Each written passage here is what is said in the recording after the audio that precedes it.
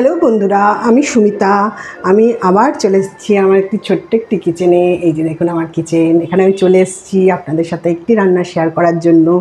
তাই রান্নাটা হলো লইট্টা মাছের ঝুড়ি। তা লইট্টা মাছের ঝুড়ি, লইট্টা মাছকে অনেকে নিহারে মাছ বলে, অনেকে লোটে মাছ বলে। আমরা যেহেতু উপর বাংলা থেকে এসেছি, ওই জন্য আমরা এটাকে লইট্টা মাছই বলি। আপনাদের দেখিয়ে দিচ্ছি মাছটা। এই যে এটাকে বলে লইট্টা মাছ, কেউ বলে নিহারে মাছ, কেউ বলে লোটে মাছ। তা এই মাছটার আমি ঝুড়ি করব। তা মাছটাতে আমি নুন মাখিয়ে রেখে দিয়েছি। নুন মাখিয়ে রাখলে একটা টিপস দিয়ে দিই, এই মাছ থেকে প্রচণ্ড পরিমাণে জল বেরোয়। তা যত আপনি নুন মেখে একটু কিছুক্ষণ যদি রাখেন, অনেকটা জল বেরিয়ে যাবে। আর কড়াতে দিলেও জল বেরোবে। আমি কড়া বসিয়ে দিয়েছি, কড়া গরম হচ্ছে। এবার আমি ইউজ করব এই লইট্টা মাছের ঝুড়ি করার জন্য ইউজ করব এই যে অলিভ অয়েল। অলিভ অয়েল দিয়ে এখন আমি রান্না করি। তাই এই যে দিয়ে দিলাম 3 টিস্পুন মতন দিয়ে দিলাম। এখানে মাছ আছে প্রায় হাফ কেজি। এইবারে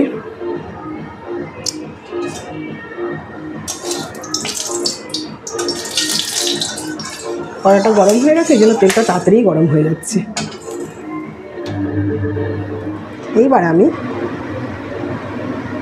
মাছগুলোকে একটু হলুদ মাখিয়ে নেব।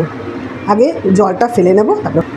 তাহলে বন্ধুরা, কড়া গরম হয়ে গেছে। এই দেখুন কড়া থেকে এই যে ধোয়া উঠছে।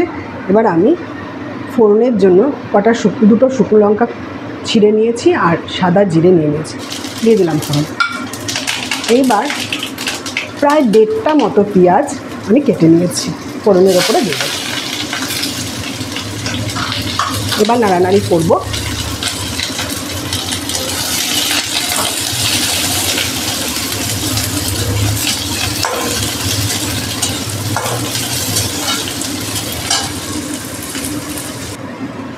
পেঁয়াজটা 2 মিনিট নাড়ানাড়ি করার পর আমি হাফ টিস্পুন মতো একটু হলুদ দিয়েছি পেঁয়াজে। এই যে যেহেতু অল্প তেলে রান্না বন্ধুরা, যেন পেঁয়াজটা একটু পুড়ে পুড়ে গেছে, আর এটা পোড়া পোড়া হলেই ভালো লাগে খেতে। এইবার আমি একটা টমেটো কুচিয়ে নিয়ে এসেছি, এটার উপরে দিয়ে দেবো। এটা দিয়ে এবার নাড়ানাড়ি, টমেটোটা দিয়ে 1 মিনিট নাড়ানাড়ি করার পর এই রকম পজিশন আছে, একটু হালকা মুদে মুদে গেছে। এইবারে আমি এই মশলাটা অ্যাড করব। এখানে আছে রসুন, আদা আর কাঁচা লঙ্কা। আমি ব্লেন্ডারে থেতো করে নিয়েছি, এই যে হ্যান্ড ব্লেন্ডারে থেতো করে নিয়েছি, কিন্তু আমি বাটিনি। আর এখানে শুকনো লঙ্কার গুঁড়ো, এটা অ্যাড করব। দিয়ে দিলাম, দিয়ে এবার নাড়ানাড়ি করি।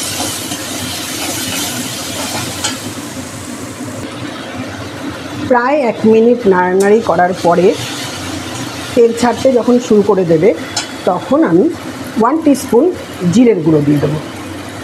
দিয়ে দিলাম। এবার জিরের গুঁড়োটা দিয়ে আমি নাড়তে থাকবো।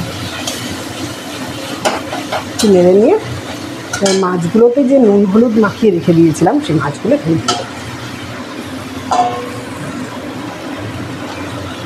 দিয়ে এবার নাড়তে থাকবো। বন্ধুরা, আমি প্রায় 2 মিনিট নাড়ানাড়ি করলাম। এটাতে কিন্তু আমি ঢাকা দিইনি। এই দেখুন জল বেরিয়ে এসছে, দেখছেন জল বেরিয়ে এসছে। এইটাকে পুরো শুকনো করব। ঢাকা দিলে আরও জল বেরিয়ে যাবে, এই জন্য ঢাকা দেবো না। বন্ধুরা, 5 মিনিট নাড়াচাড়া করার পরে এর অবস্থাটা এরকম হয়েছে। দেখুন পুরো জলগুলো মরে গেছে, একদম শুকনো হয়ে গেছে। এইবার আমি এটা রেডি হয়ে গেছে লইট্টা মাছের ঝুড়ি। এবার আমি এটাকে পরিবেশন করব। আপনারা বাড়িতে এইভাবে বানিয়ে খাবেন আমার পদ্ধতিতে।